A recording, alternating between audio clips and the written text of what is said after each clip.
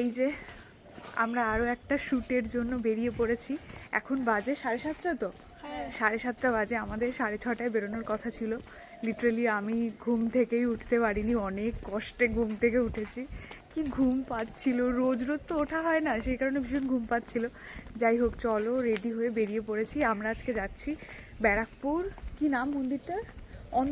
অন্নপূর্ণা মন্দির। ব্যারাকপুরে অন্নপূর্ণা মন্দির, মানে স্টেশন থেকে 10 মিনিটের হাঁটা পথ। তো মন্দিরটা বেসিক্যালি দক্ষিণেশ্বরের আদলেই তৈরি। তো ওই লোকেশনটা আমরা চুজ করেছি আজকে শ্যুটটার জন্য। তো চলো যাওয়া যাক। আমরা তো টাইমলি বেরালাম, এবার যদি অটোটা টাইমলি আসে এটাই অনেক। অটো পাওয়াটা ভীষণ চাপ। চলো, আমি মাঝখানে বসে যাচ্ছি।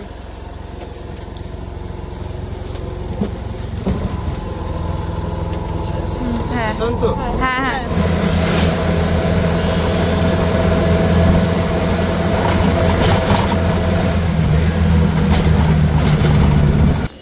বাবা, আমরা এলাম আর ট্রেন ঢুকে গেল। এটা কি নৈহাটি লোকাল? বিধাননগর স্থানীয়। পুরে বাস, ট্রেনও পেয়ে গেছি, মজাই মজা। ফাঁকাও আছে। চলো, ব্যারাকপুর চলে এসেছি আমরা। হ্যাঁ, কি হয়েছে? নাম না,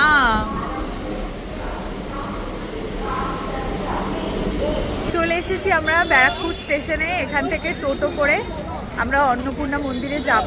এখনো আমার ঘুমের ঘোর লিটারেলি কাটেনি। তো চলো আগে যাই, তারপর কথা হচ্ছে। প্রথমে আগে কিছু আমাদের খেতে হবে, না খেলে কিছু কেউ এনার্জি পাবো না, ঠিক আছে? তো আমরা আগে প্ল্যান করে নিয়েছি যে শ্যুটটা শেষ করে যখন ফিরবো, এখানে একটা খুব ভালো কচুরির দোকান আছে, ওখান থেকে কচুরি খাবো। ওখানে নাকি খুব ভালো রাবড়িও পাওয়া যায়। এই যে আমাদের এই ব্যক্তিটি সারাক্ষণ ফুড ব্লগিং দেখে, তো ফুড ব্লগিং দেখেছে, বং ইনসেন বলে যে ইউটিউব চ্যানেলটা আছে, সেখানে কভার করেছিল। এখানে একটা কচুরির দোকান আছে স্টেশন থেকে একদম সামনে। তো ফেরার সময় আমরা ওখানেই যাবো, কচুরি খাবো। এখন তো না, একদম এখন হয়তো একটু বিস্কিট কিনবো। আর আজকে আমাদের বেরোনোটা, মানে প্রথমে শুরুর দিকে ভাবছিলাম অনেকটা যেহেতু দেরি হয়ে গেছে, 6:30টায় বেরোনোর কথা ছিল। আমি ঘুম থেকে উঠেছি 6:30টার সময়। তো প্রথমে ভেবেছিলাম না, আজকে আর বেরোবো না। বন্ধুকে ডেকে বললাম যে না, আজকে কি যাবো, কারণ রোদ উঠে গেলে তো সমস্যা হবে। তারপর মনো করে ভাবলাম যে না, বেরিয়েই পড়ি। আর এখন মনে হচ্ছে বেরোনোর ডিসিশনটা ঠিক নিয়েছি, কারণ খুব তাড়াতাড়ি আমরা পৌঁছেছি। আমরা বাড়ি থেকে বেরিয়েছি 7:30, এখন 8টা বাজে। আমরা মোটামুটি খুব তাড়াতাড়ি পৌঁছে যাবো, আর হয়ে যাবে, মানে 10টার মধ্যে অ্যাটলিস্ট তো হয়ে যাবে। আর 10টার পর থেকে রোদটা একটু কড়াভাবে শুরু হয়, মোটামুটি হয়ে যাবে। কিরে, তোর ঘুমের ঘোর কেটেছে? মানে এখনো মনে হচ্ছে ঘুম হচ্ছে। বেসিক্যালি তো ঘুম থেকে তুলেই, হ্যাঁ চল তাড়াতাড়ি রেডি হ, অনেক দেরি হয়ে গেছে, আমি উঠতে পারছি না, তাড়াতাড়ি চল তাড়াতাড়ি চল। ঘুম থেকে উঠেই চলে এসেছি। মন্দিরে গিয়ে আমরা পুরো ঘুমের ঘোরটা কাটাবো। আর আমি দেখেছি মন্দিরটা খুব সুন্দর। চলে এসেছি আমরা অন্নপূর্ণা মন্দির। কিরে, কেমন লাগছে? মিনি দক্ষিণেশ্বর ঠিকই লাগছে, একদম কালার থেকে শুরু করে, মানে মন্দিরের রং থেকে শুরু করে সবটাই ওরকমই লাগছে। হ্যাঁ, না না না, চলো ভেতরে যাওয়া যাক।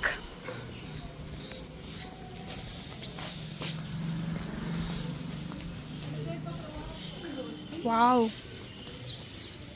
দারুণ লাগছে তো। দক্ষিণেশ্বরে এরকম সেম পায়রা আছে না, মানে এরকম পায়রার ঝাঁক, কি ভালো লাগছে। উনি খেতে দিচ্ছে। ভাই তোরা কিছু বল আমার ব্লগে। আমার ব্লগে দুটো জড় বস্তু আছে যারা কখনোই কথা বলে না। কি কথা বলি না, বলি তো কথা। কখন বলেছিস বলতো লাস্ট? এই যে আমরা শ্যুটটা শুরু করার আগে পুরো মন্দিরটা একটু ঘুরে দেখছি। এখানে পরপর 3টে শিব মন্দির রয়েছে, আর এদিকে পরপর 3টে শিব মন্দির রয়েছে। গঙ্গার ঘাটটা কোন দিকে? আমার মনে হয় ওই দিকে, তাই না? সোজা ওদিকে গঙ্গার ঘাট রয়েছে। ভালোই লাগছে।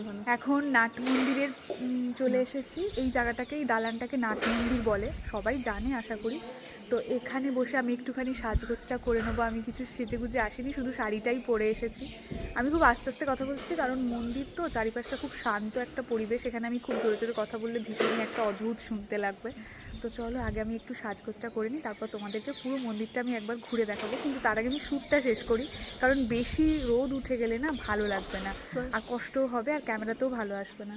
তো চলো আগে শ্যুটটা শেষ করি, তারপর তোমাদের সাথে কথা হচ্ছে। আর লোকেশান অনুযায়ী জায়গাটা কিন্তু খুব সুন্দর, ছোটোখাটো শ্যুটের জন্য তো ভীষণ ভালো। আমি জাস্ট ইনস্টাগ্রামে একবার দেখেছিলাম, দেখে লোকেশান সার্চ করে এই মন্দিরের খোঁজটা পেয়েছি। তোমরাও চাইলে আসতে পারো, আর যদি শ্যুট নাও থাকে এমনি ঘুরতেও আসতে পারো, ঠিক আছে। ওদিকে প্রচণ্ড পিঁপড়ে ছিল বলে আমরা এদিকে এসে বসলাম, আর এখানে বোন বলছে বলি দেওয়ার সামনে বসলি। এখন আর বলি টলি হয় না নিশ্চয়ই, এখন আর হয় না। যাই হোক, দেখেও আমার ভয় লাগছে সকাল সকাল বলি।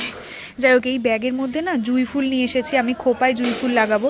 প্রথমে 5টা মিনিট আমরা একটু বসে নিই, কারণ এসেছি তো ভীষণ কষ্ট হচ্ছে আমার। যাই হোক, কষ্ট মানে কি, একটু হাঁপিয়ে গেছি আর কি। তো এই জুঁই ফুলটা আমি 2 দিন আগে কিনে রেখেছিলাম। আমার ব্লাউজটাতে কিছু গন্ডগোল হয়েছিল বলে আগের দিন শ্যুটটা করতে পারিনি। তো এই জুঁই ফুলটাকে ফ্রিজে বোন রেখে দিয়েছিল, আর 2 দিন হয়ে গেছে, কিন্তু খুব একটা মানে নষ্ট হয়নি, সতেজ আছে, আমি মাথায় লাগিয়ে নিতে পারবো। তোমরাও যদি জুঁই ফুল ধরো কিনে এনেছো কিন্তু স্টে করাতে চাও, তাহলে ফ্রিজে রেখে দেবে, টিফিন বক্সে, প্লাস্টিকে করে টিফিন বক্সে রেখে দেবে ফ্রিজে। এটা আমার বোনের টিপস, ও কোথাও থেকে ওই ফান ফ্যাক্ট যেগুলো হয় না ইউটিউব, ওখান থেকে দেখেছে। তো যাই হোক, মালাটা সতেজ আছে। 2টো আমি কিনেছিলাম, 40 টাকা মতো নিয়েছিল। আর এই ব্যাগে যেহেতু নিয়ে এসেছি না, সারাটা রাস্তা জুড়ে শুধু জুঁই ফুলের গন্ধ আসছে, কি ভালো লাগে না, ন্যাচারাল ফ্রেগরেন্স। বোন এখন আমার খোপাটা করে দিচ্ছে, আমি জুঁই ফুল লাগাবো পুরো, মানে খোপাটা জুড়ে যে বড় করে জুঁই ফুল লাগালে যেরকম দেখতে হয় ওরকম টাইপের করতে চাইছি। তো বোন খোপাটা করছে, ততক্ষণ আমার সাথে হওয়া একটা ব্লাউজ স্ক্যাম, সেটা আমি তোমাদের সাথে শেয়ার করব। বেসিক্যালি এই ব্লাউজটা আমি তোমাদেরকে শর্টসেও বলেছিলাম যে আমি ব্লাউজ বানাতে দিতে যাচ্ছি, এবং এটা মানে ব্লাউজ আমি সোদপুরে কোথাও বানাতে দিতে ভীষণ ভয় পাই, কারণ এর আগে আমি যতবার বানাতে দিয়েছি ততবারই স্ক্যাম হয়েছে। মানে আমি যেরকমটা বলেছি তার ঠিক উল্টোটা বানিয়েছে, বা একদম অদ্ভুত বানিয়ে দিয়েছে, ঠিক আছে। তো আমি গড়িয়াতে যাই ব্লাউজ বানাতে দিতে। তো এবারে ভাবলাম যে অত দূরে সবসময় যাওয়াটা তো পসিবল হয় না, তো বাড়ির কাছেই একটা এরকম আমাদের সোদপুরে যারা চেনো আর কি, সুপার মার্কেটের ঠিক পাশেই একটা টেলার আছে, তো ওনার একজনের রেকমেন্ডেশনে আমি পেয়েছিলাম। তো আমি এরকম ওনার কাছে ব্লাউজ বানাতে দিয়ে এসেছিলাম। এবার স্বাভাবিক আমরা যেরকম ব্লাউজগুলো পরি, নর্মাল যেরকম দেখতে হয় কেনা ব্লাউজ, বা স্বাভাবিক টেলারের কাছে গেলে যেরকম ব্লাউজ বানিয়ে দেয়, তো আমরা সেরকমভাবেই তো জানি যে ওই রকম ব্লাউজই হয়। বেসিক্যালি সাধারণ মানুষ হিসেবে তো আমরা কাটিং ফাটিং এই সমস্ত বুঝি না, যে এটাকে বোম্বে কাট বলে বা এটাকে এই কাট বলে। তো আমাকে বলেছে যে ঠিক আছে উনি বানিয়ে দেবে। পরের দিন যখন আনতে গেছি, উনি ব্লাউজটাকে ভীষণ অদ্ভুতভাবে একটা বানিয়ে দিয়ে আমাকে বলছে, তুমি তো বলোনি যে এটাকে বোম্বে কাট করতে হবে। তো আমি বলছি আমি তো জানি না, আমি যেরকম ব্লাউজ পরি, সাধারণ মানুষ যেরকম পরে সেরকমই তো আমি আপনাকে বলেছি। তো খুব অদ্ভুত একটা ব্লাউজটা বানিয়ে দিয়েছে, যেটা আমি যেহেতু শাড়ির সাথেই তো অফকোর্স ব্লাউজটা পরে, কিন্তু যেহেতু আঁচলটা ঢাকা আছে হয়তো তোমরা বুঝতে পারবে না এবং পুরো শ্যুটটাতে বোঝাও যাবে না, কিন্তু ব্লাউজটা ভীষণই অদ্ভুত। শুধুমাত্র হাত আর গলার জায়গাটাকে ঠিকঠাক বানিয়ে দিয়েছে বলে আমি শাড়ির সাথে জাস্ট এটা পরতে পারছি, কিন্তু কমফোর্টেবলও নয়, এবং এরকম ব্লাউজ হয় না, ঠিক আছে। তো আমি সেই মানে কি খারাপ বানিয়েছে সেটা আমি হয়তো পুরোটা এখানে শেয়ার করতে পারবো না। তো এই হলো বিষয়। তো উনি ভুল করেছেন, কিন্তু কোনোভাবে উনি সেটা স্বীকারও করলেন না, মানে পুরোটা সময় আমাদের সাথে তর্ক করে গেলেন। তো ওটাই, মানে কোনো মানুষ ভুল করলে না সেটা স্বীকার করা উচিত, কারণ আমরা মানুষ, আমরা ভুল করি। তো আমি গিয়ে টাকাটা হয়তো ফেরত চাইতামও না যদি উনি ওনার ভুলটা স্বীকার করে নিতেন। উনি কিছুতেই ভুলটা স্বীকার করছিলেন না, এবং স্বাভাবিকভাবে যখন বললাম যে পুরো আমার ব্লাউজের কাপড়টাও নষ্ট হয়ে গেল, আমার ব্লাউজটাও নষ্ট হয়ে গেল, আপনি টাকাটা অ্যাটলিস্ট ফেরত দিন। তো উনি টাকা তো ফেরত দিলেই নি না, সেটা না হয় নাই দিক, কিন্তু সমানে তর্ক করে গেলেন, ঝগড়া, মানে লিটারালি খুবই একটা অদ্ভুত পরিস্থিতি ছিল। যাই হোক, এইটা বলার ছিল তোমাদের সাথে, যে মাঝে মধ্যে কোনো মানুষ এরকম আচরণ করে যে সে ভুল করেও সেটা স্বীকার করে না। সুপার মার্কেটের ঠিক পাশেই টেলারটা রয়েছে। তো আমি জানি না তোমরা ওখানে বানাও কিনা বা যাবে কিনা, সেটাও আমি বলবো না যে তোমরা যেও না, সেটা আমি কখনোই বলবো না, কারণ কারোর বিজনেসকে আমি ওরকমভাবে, কিন্তু আমি রিভিউটা তো অবশ্যই দেবো। আমার সাথে খারাপ হয়েছে সেটা আমি বলবো না, সেটা তো বলা উচিত না।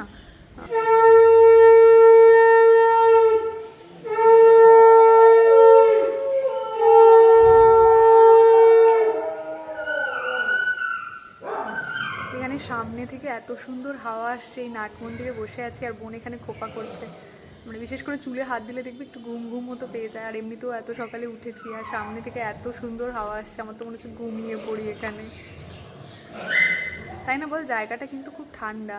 এমনিতে যে কোনো মন্দির জেনারেলি ঠান্ডাই হয়, মানে পরিবেশটা। আর এখানে যেহেতু নাট মন্দির, তো পুরনো একটা দেওয়াল এবং সেই বিষয়টা একটা ঠান্ডা ঠান্ডা একটা শীতলতা বিষয় আছে এখানে। সুন্দর বাংলা শীতলতা, ঠিকই তো বললাম। বেশ কয়েকটা সুন্দর সুন্দর ফটোজ ক্লিপিংস নিয়ে নিয়েছি মন্দিরের মানে ওই পাশটাতে। এইবার নাট মন্দিরে বেশ কয়েকটা সুন্দর ক্লিপিংস নেব। আমাকে কেমন লাগছে দেখতে জানিও। ঘুম থেকে উঠে এসেছি তাই চোখগুলো একটু শুকনো শুকনো লাগছে, সেটা শুরুতে ক্যামেরাতে ওরকম লাগছিল, বাট এখন একটু ঠিক লাগছে। আর আমার একটু নার্ভাস লাগে যখন পুরো রেডি হয়ে যায় না, তখন মনে হয় কেমন হচ্ছে, কি হচ্ছে না হচ্ছে, একটু নার্ভাস হয়ে পড়ি আমি। বাট বোনরা থাকে তো ওরা নার্ভাসনেসটা ঠিক করে দেয়। আর একটু ফ্রাস্ট্রেটেডও হয়ে যাই আমি লিটল বিট। মানে মানে না হলে না মনে হয় যেন প্যানিক করতে থাকি, এবং এটা আমার এরকম, মানে আমি এরকমই।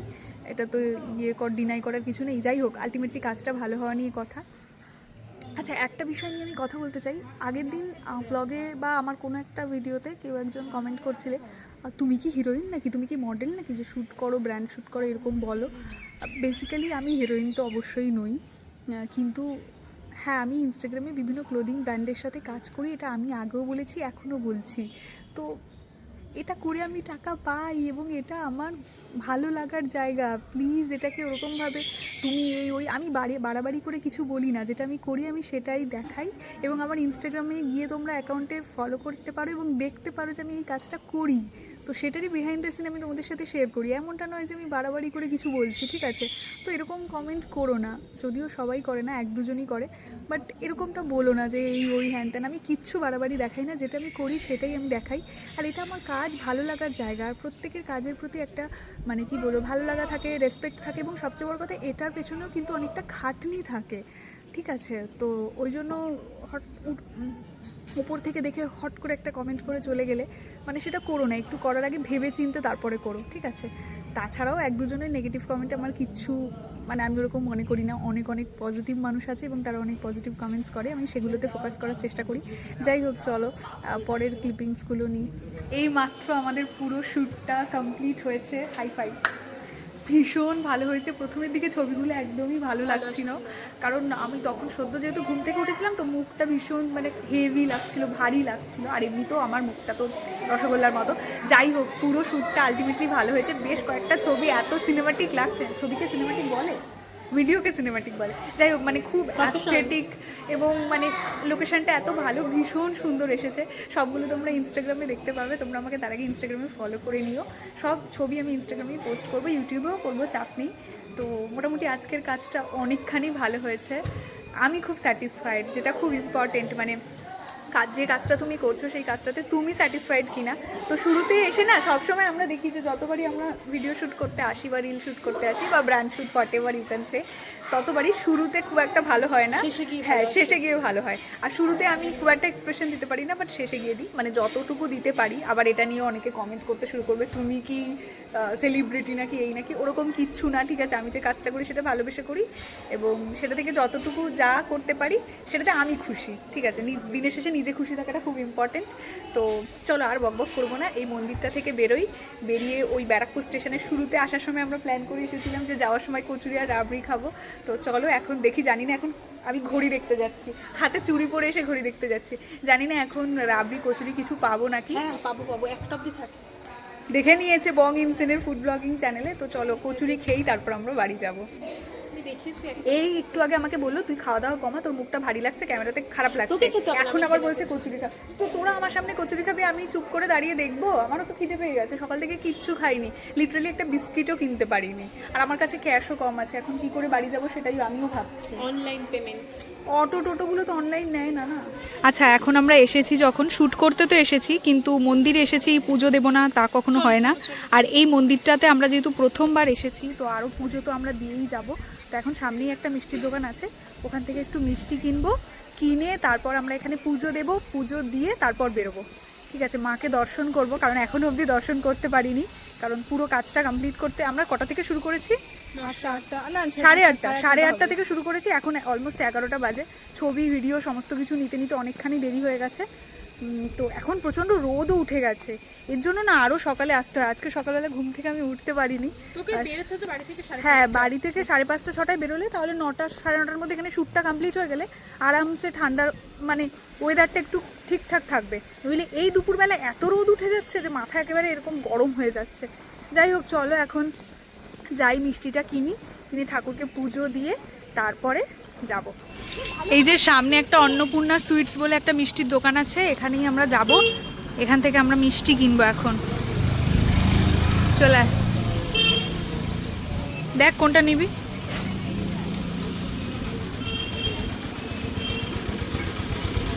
নিয়ে না ওই 10 টাকার যে বরফিটা, ওটা 4টে নিয়ে নে। চলো, আমাদের পুজো দেওয়া হয়ে গেছে। এত সুন্দর লাগলো মাকে দর্শন করে, তাই না বল? কি ভালো লাগছিল, মানে আমার তো সামনে থেকে আসতেই ইচ্ছা করছিল না, এত ভালো লাগছিল। চলো এখন টোটোতে উঠে বাড়ি যাই। ও বাড়ি যাবো কেন, তার আগে তো খাবো কিছু। এই টোটোগুলোই যাবে মনে হয়। আসার সময় কি হয়েছে জানো, আসার সময় কেউ বলছে 100 টাকা, কেউ বলছে 80 টাকা, কেউ বলছে 60 টাকা। তো 3 জন যদি হয় 20 টাকা করে, তো 60 টাকাই হওয়ার কথা। আমি কেন 1-2 জনের এক্সট্রা ভাড়া দেবো? বলছে না এরকমই হয়। শেষমেশ আমি দিইনি, একটা টোটোতে 60 টাকা দিয়েই এসেছি। চলো আমরা টোটোতে উঠে গেছি ফাইনালি। প্রসাদটা কি এখন খাবো না পরে খাবো? খালি পেটে খাবো না, যদি আবার মাথা টাথা ঘুরে পড়ে যাই। যা গরম পড়ছে বাবা, কিছু বলার নেই। এত গরম লাগছে, এত গরম লাগছে। সবচেয়ে বড় কথা, গরমের থেকেও বেশি রোদটা প্রখর। মানে কি বলতো, হাওয়া দিচ্ছে, ঠান্ডা হাওয়া দিচ্ছে কিন্তু। আচ্ছা, আমি ওয়েদার নিয়ে কেন ডিসক্রাইব করছি? যারা ব্লগ দেখে তারা তো এখানেই থাকে। মানে আমি ওয়েদার নিয়ে কেন তোমাদেরকে বলছি? তোমরাও তো, মানে আমি যে ওয়েদারে রয়েছি, আমার যারা ব্লগ দেখো তোমরা সেম ওয়েদারেই তো রয়েছো। মানে মাঝে মধ্যে ভীষণ ভুলভাল বকতে থাকি। অনেকে আমি দেখেছি আমার ব্লগ অনেকে শিলিগুড়ি থেকে দেখে। শিলিগুড়ি থেকে একজন কমেন্ট করেছিলে, আমি ঠিক নামটা মনে করতে পারছি না। যদি এই ব্লগটা দেখো তাহলে কমেন্ট করো। অনেক দূর দূর থেকে দেখে, তো তাই হয়তো আমি বলছি। যাই হোক, মাঝে মধ্যে আমি একটু ভুলভাল বকি, তো সেটাকে ক্ষমা ঘেন্না অনেকটা দেখেছিস তো, ক্ষমা ঘেন্না করে দিও। আমি মাঝে মধ্যে একটু ভুলভাল বকি। একটু আগে আমাকে একজন শর্টসে কমেন্টে লিখলো, তুমি খুব গুছিয়ে কথা বলো। আমি ভুলভাল বেশি বকি, ঠিক আছে? গুছিয়ে কথা বলি কিনা জানি না, তবে আমি খুব র্যান্ডম বক বক বক বক করতেই থাকি। যাই হোক, চলো, টোটোটা এখন ছাড়ছে না, আরও 1-2 জন মনে হয় হলে তবেই ছাড়বে। আচ্ছা, আমাদের কচুরি খাওয়ার প্ল্যানটা একদম ড্রপ হয়ে গেছে। কচুরির দোকানে গিয়ে আমাদের কচুরিটা ঠিক লাগলো না, দোকানটা ঠিক লাগলো না। তাই আমরা এখানে পাশেই একটা ভেজিটেরিয়ান দোকান মনে হয় এটা, এখানে ইডলি, সাম্বার, ধোসা সমস্ত কিছু পাওয়া যায়, মানে সাউথ ইন্ডিয়ান খাবার দাবার। তো আমরা এখানে ইডলি নিয়ে নিচ্ছি, ইডলি খেয়ে তারপর যাবো। ভাবছিলাম কিছু খাবো না, কিন্তু এতক্ষণ যেহেতু না খেয়ে আছি, কিছু একটু খেতেই হবে। এই যে ইডলি চলেও এসেছে। বাহ, কার যেন সেদিন ইডলি খেতে ইচ্ছা করেছিল তোর, দেখ আজকে পূরণ হয়ে গেল। আমাকে থ্যাংক ইউ বল, আমার দিকে তাকিয়ে থ্যাংক ইউ বল। আগের দিন ও চাউমিন খেতে ইচ্ছা করেছিল, কফি হাউসে গিয়ে চাউমিন খাওয়া হয়ে গেছে। আমি 2 প্লেটই নিলাম, 3 প্লেট নিলাম না। তুই খা 3 প্লেট নিলাম না, কারণ আমি এত বড় বড় ইডলিগুলো খেতে পারবো না, ওদের থেকেই অল্প একটু খাবো। আর যদি আমি এত বড় বড় ইডলিগুলো খাই, তাহলে আমি বাড়িতে গিয়ে ভাত খেতে পারবো না, ঠিক আছে? মানে লাঞ্চ করতে পারবো না। দেখে তো ভালোই লাগছে, টেস্টি। এই যে নৈহাটি লোকাল চলে এসেছে। আমরা টুকটাক খাওয়া দাওয়া করে এখন প্ল্যাটফর্মে চলে এসেছি। ঠিক আছে, জেনারেলি উঠে যাবো, চাপ কি আছে? অনেক দূরে তো, এখন হেঁটে হেঁটে যেতে যেতে ট্রেন চলে গেলে